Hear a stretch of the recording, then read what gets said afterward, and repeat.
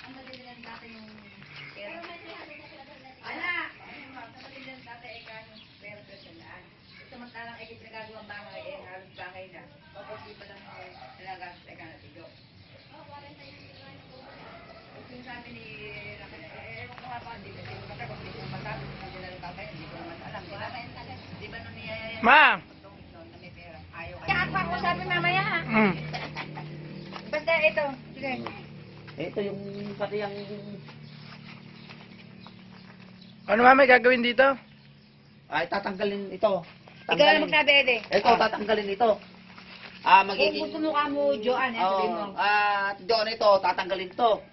Ngayon, magiging, andyan na yung pinaka... Lababo.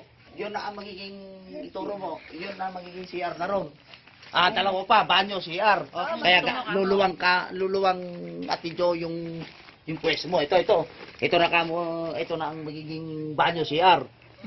Yan ang gagawin natin. Ngayon, ito, babagbagin na ito. Tatanggalin na ito para lumuwang. Andito na kamo yung... Yung apraso lang naman kami matatanggal Oo, ngayon. okay lang kamo yun. Okay lang yun. Pero gaganda yung pwesto.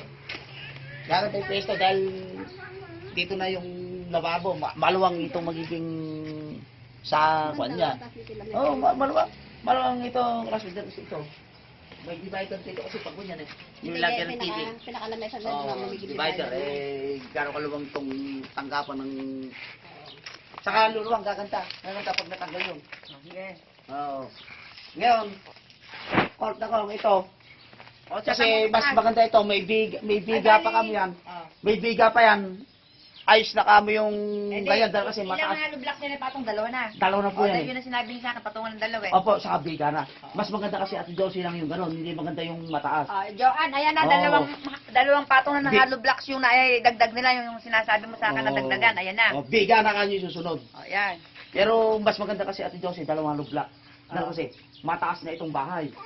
Hindi maganda yung... Okay na yung pagkapatong na dalawa na Opo, yun. saka Susunod na yung biga na. biga na po, tataas pa yan. Josie eh. Oo. Yung biga na, tapos tayo nahirapan sa pagkatesa naman. Oo.